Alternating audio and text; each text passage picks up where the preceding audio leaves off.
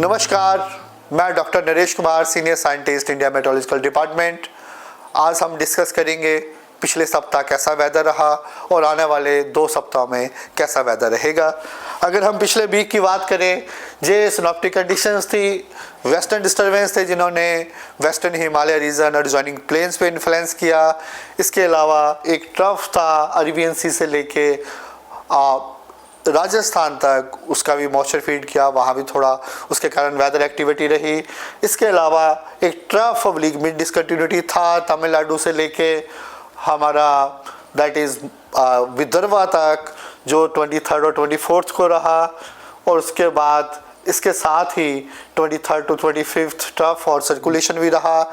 इसके अलावा हमारा 26 to 28 वहाँ पे एक सर्कुलेशंस था बांग्लादेश पे। इसके प्रभाव में अगर हम बात करें तो जो रेनफॉल एक्टिविटी रही वो वेस्टर्न हिमालय रीजन में रही मेजरली। कुछ दिन light to moderate rainfall, snowfall रहा हिमालयास पे, प्लेन्स पे भी रेनफॉल एक्टिविटी रहा।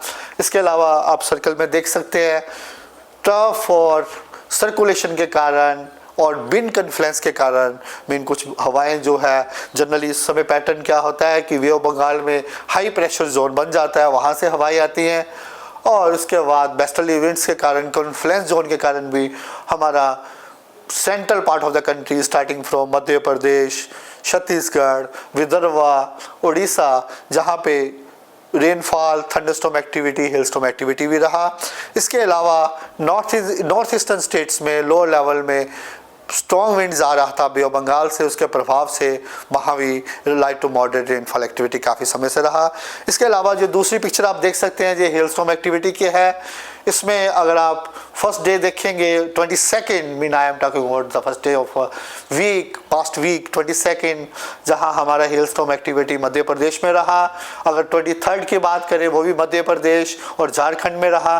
24 को नॉर्थ ईस्टर्न स्टेट्स में रहा और 25 को बात करें छत्तीसगढ़ में हेलस्टॉर्म एक्टिविटी रहा।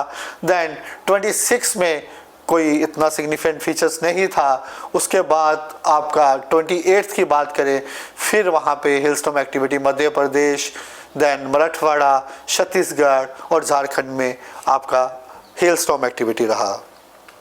इसके साथ ही अगर आप weekly rainfall which is ending on 28 फरवरी बात करें, जो रेनफॉल जोन था वो मेजरली सेंट्रल इंडिया और ईस्ट नॉर्थ ईस्ट इंडिया रहा। और जो मेजर रेनफॉल रहा that is 15.2 millimeter over east and north east India as a whole, वो अगेंस्ट नॉर्मल 9.1 था, जो 67% अबव लॉन्ग पीरियड एवरेज था। इसके अलावा सेंट्रल इंडिया में वहाँ एनीवे इन दिनों रेनफॉल कम ही होती है।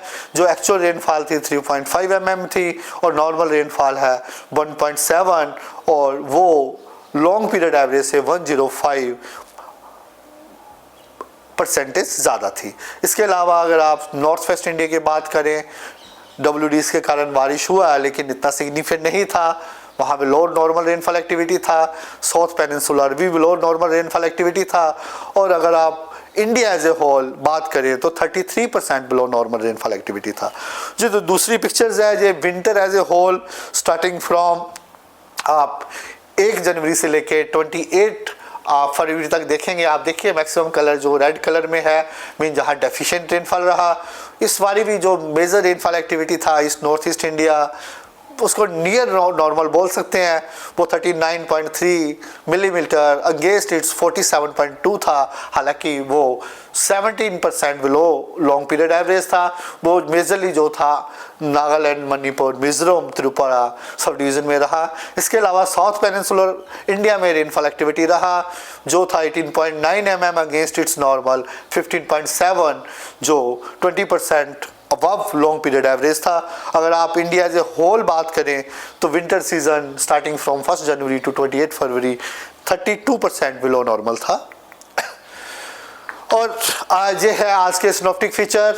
आज का जो मेजर सिनॉप्टिक फीचर है वो एक एक्टिव वेस्टर्न डिस्टर्बेंस है जो इस समय एक सर्कुलेशन की फॉर्म में है ईरान के ऊपर, जो lower to upper tropospheric mean 9.6 kilometer तक एक सर्कुलेशन दिखाई दे रहा है। और इसका प्रभाव आज से ही जम्मू कश्मीर में स्टार्ट हो गया और जो इसकी पीक इंटेंसिटी है कल से बढ़ जाएगी और हम एक्सपेक्ट ये कर रहे हैं कि फर्स्ट और सेकंड को नॉर्थ वेस्ट इंडिया में काफ़ी ज़्यादा पीक एक्टिविटी रहेगा और उसके साथ ही हम ये भी एक्सपेक्ट कर रहे हैं हैवी स्नोफॉल एक्टिविटी रहेगी फर्स्ट और सेकंड को। प्लेन्स पे भी लाइट टू मॉडरेट रेनफॉल रहेगी, पंजाब में भी हैवी रेनफॉल आ सकता है और हेल स्टॉर्म की भी पॉसिबिलिटी रहेगी। यही एक इस वीक का मेजर सिस्टम है।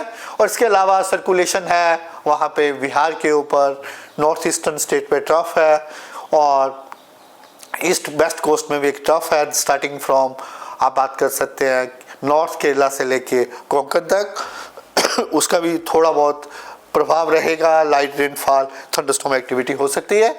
तो ये आने वाले 5 दिनों की वार्निंग्स है। जैसे मैं अभी ब्रीफ कर रहा था कि आज थंडरस्टॉर्म एक्टिविटी हो सकती है जम्मू कश्मीर में, उसके साथ light to moderate scattered rainfall mean 25 से 50% स्टेशन में रेनफॉल स्नोफॉल एक्टिविटी हो सकती है। कल से बढ़ जाएगी। कल से हम एक्सपेक्ट कर रहे हैं कि जम्मू कश्मीर में heavy to very heavy snowfall हो सकता है। जनरली जो हमारा क्राइटेरिया है, अगर रेनफॉल का बात करें, हम मानते हैं 6.5 सेंटीमीटर से लेकर 12 सेंटीमीटर रहे हैवी, उसके ऊपर रहेगा तो हम वेरी हैवी कहते हैं। और अगर स्नोफॉल की बात करें तो हम उसको 10 से मल्टीपल कर लेते हैं, जैसे 6.5 सेंटीमीटर मीन 65 सेंटीमीटर। तो हम एक्सपेक्ट कर रहे हैं कि heavy to very heavy snowfall first और सेकंड को स्पेसिफिकली जम्मू कश्मीर में होने की उम्मीद है। उसके लिए हमने ऑरेंज अलर्ट दे रखा है। सिमिलरली हिमाचल प्रदेश की बात करें, वहाँ फर्स्ट को हैवी स्नो रहेगा और सेकंड को वेरी हैवी वहाँ पे भी होने की पॉसिबिलिटी है, क्योंकि जैसे ही सिस्टम आगे मूव करेगा उसका सेकंड को हिमाचल पे इन्फ्लुएंस आ सकता है। और इसके साथ ही हम उत्तराखंड की बात करें, उत्तराखंड में भी हैवी स्नोफॉल फर्स्ट और सेकंड को हो सकता है। इसके अलावा सेकंड का हमारा अनुमान ये भी है कि पंजाब में भी हैवी रेनफॉल एक्टिविटी हो सकती है, स्पेसिफिकली जो इसके नॉर्थर्न डिस्ट्रिक्ट हैं पठानकोट और उसके पास स्पेसिफिकली हैवी रेनफॉल एक्टिविटी की हम उम्मीद कर रहे हैं। इसके अलावा जो पूरा नॉर्थ वेस्ट इंडिया में हेल स्टॉर्म एक्टिविटी का हम अनुमान कर रहे हैं। इसके लिए हमने पंजाब, वेस्ट राजस्थान फर्स्ट के लिए हमने ऑरेंज कलर दिया है और सेकंड की बात करें Punjab, Haryana, west UP and east Rajasthan के लिए हमने ऑरेंज कलर किया है। उसके अलावा बाकी रीजन में भी light to moderate rainfall activity रहेगा। और थर्ड और फोर्थ को हम एक्सपेक्ट कर रहे हैं कि ट्रफ के कारण और जैसे सिस्टम आगे मूव करेगा नॉर्थ ईस्टर्न स्टेट में, तो हमने उत्तर प्रदेश, छत्तीसगढ़, झारखंड, इंटायर वेस्ट बंगाल हम कह सकते हैं, नॉर्थ ईस्टर्न स्टेट में थंडरस्टॉर्म एक्टिविटी रहेगा। फोर्थ को डिक्रीज हो जाएगा, लेकिन वेस्ट बंगाल और नॉर्थ ईस्टर्न स्टेट में thunderstorm activity light moderate rainfall activity के साथ रहने की उम्मीद है। अगेन आप देख सकते हैं कि जो ग्रीन कलर दिखा रहा है कि जो मेजर रेनफॉल जोन रहेगा वो नॉर्थ वेस्ट इंडिया ही रहेगा। इसके बाद जैसे सिस्टम आगे मूव करता है अरुणाचल और सिक्किम में रेनफॉल एक्टिविटी दिखा रहा है। और ये जो भी रेनफॉल एक्टिविटी है, जैसे मैं पहले भी ब्रीफ कर चुका हूँ, एक एक्टिव वेस्टर्न डिस्टर्बेंस है जो जहाँ इन्हांस वेदर एक्टिविटी करेगा। उसके कारण ही ये अनॉमली है कि रेनफॉल नॉर्मल से कितनी ज़्यादा रहेगी। हम अनुमान कर रहे हैं कि स्पेसिफिकली वेस्टर्न हिमालय रीजन और एडजॉइनिंग प्लेन में अबव नॉर्मल रेनफॉल एक्टिविटी रहने की उम्मीद है। तो यही हमारा मेजर सिस्टम है वीक 1 के लिए। अगर हम वीक 2 की बात करें तो इसमें वेस्टर्न डिस्टर्बेंस का इन्फ्लुएंस रहेगा, लेकिन जैसे वीक 1 में एक्टिव वेस्टर्न डिस्टर्बेंस था ऐसा हम उम्मीद नहीं कर रहे, लेकिन light to moderate rainfall snowfall activity रहेगा कुछ दिन वेस्टर्न हिमालय रीजन में। इसके अलावा जो है trough cyclonic circulation south peninsular India में, वहाँ पे भी generally light moderate rainfall activity रहने की उम्मीद है। सेंट्रल इंडिया में भी लाइट रेनफॉल एक्टिविटी रहने की उम्मीद है कुछ दिन। और सिमिलरली नॉर्थ ईस्टर्न स्टेट में भी लाइट रेनफॉल एक्टिविटी कुछ दिन रह सकती है। अगर आप overall week as a whole week 2 की बात करें तो जो रेनफॉल एक्टिविटी है वो वेस्टर्न हिमालय रीजन में नियर नॉर्मल हम एक्सपेक्ट कर रहे हैं और केरला में हम नियर नॉर्मल एक्सपेक्ट कर रहे हैं। और इसके बाकी रीजन्स में या बाकी सब डिविजन्स में हम ये उम्मीद कर रहे हैं कि रेनफॉल एक्टिविटी है वो सबड्यूड रहेगी, बिलो नॉर्मल रहेगी। अब हम टेम्परेचर्स की बात करते हैं। जनरली क्या है कि विंटर में हम जनरली जो बात करते हैं मिनिमम टेम्परेचर्स की ही बात करते हैं, लेकिन 1 मार्च में जनरली क्या होता है साउथ पेनिनसुलर इंडिया में, जहाँ अभी से ही आप देखिए फरवरी के लास्ट वीक से क्या हो रहा है कि टेम्परेचर्स वहाँ पे बढ़ने स्टार्ट हो गए हैं। कुछ जगह केरला, रॉयल सीमा में 37 डिग्री प्लस टेम्परेचर पहुँच गए थे। उसके कारण हम कुछ दिनों से वहाँ पे हॉट एंड ह्यूमिड की वार्निंग भी दे रहे हैं। और अगर अभी बात करें जो टेम्परेचर्स हैं इस समय 33 से लेकर 37 डिग्री सेल्सियस हैं साउथ पेनिनसुलर इंडिया में, और वो कुछ जगह 2 से 4 डिग्री अबव नॉर्मल भी हैं।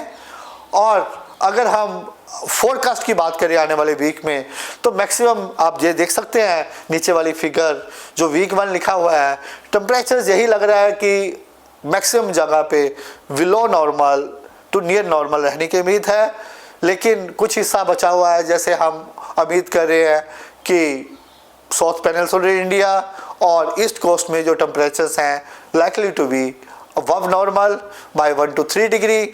और इसके साथ ही हमने जो अभी वार्निंग दे रहे हैं वीक 1 के लिए, हमने हॉट एंड ह्यूमिड कंडीशंस हम एक्सपेक्ट कर रहे हैं, वो केरला और रॉयल सीमा में कुछ दिन हो सकता है। इसके अलावा आंध्र प्रदेश वगैरह में भी हॉट एंड ह्यूमिड हो सकता है। हॉट एंड ह्यूमिड मीन हमारा ये है कि कोस्टल एरिया में अगर 37 डिग्री से टेम्परेचर्स बढ़ते हैं और उनका डिपार्चर भी प्लस में चला जाता है 2+ में, उसके साथ जो ह्यूमिडिटी है जनरली हायर साइड रहता ही है, उसके लिए हमने हॉट एंड ह्यूमिड का वार्निंग दे रखा है। अगर आप वीक 2 की बात करें तो वीक 2 में जो हम अनुमान कर रहे हैं, जो टेम्परेचर वीक 1 से जैसे जैसे सीज़न आगे बढ़ रहा है तो टेम्परेचर बढ़ते ही हैं, तो हमारा अनुमान ये है कि टेम्परेचर ग्रेजुअली बढ़ने चाहिए, उसके साथ नॉर्मल भी चेंज होते हैं, वो भी बढ़ जाते हैं। तो इसीलिए हमारा ये अनुमान यही है, वीक 2 में भी जो टेम्परेचर्स हैं कंट्री के मोस्ट हिस्सों में नॉर्मल टू बिलो नॉर्मल रहने की उम्मीद है, एक्सेप्ट कुछ साउथ पेनिनसुलर इंडिया जहां आपको रेड पैच दिख रहा है। उसके अलावा Maharashtra, Karnataka coast, Andhra Pradesh and south Orissa, वहाँ पे टेम्परेचर्स 1 से 3 डिग्री सेल्सियस ज़्यादा रह सकते हैं। और इसके लिए हमारा अनुमान ये है कि hot and humid weather conditions south peninsular India, Maharashtra, Karnataka coast, Andhra Pradesh और साउथ उड़ीसा में कुछ दिनों के लिए हो सकता है। Thank you very much for listening.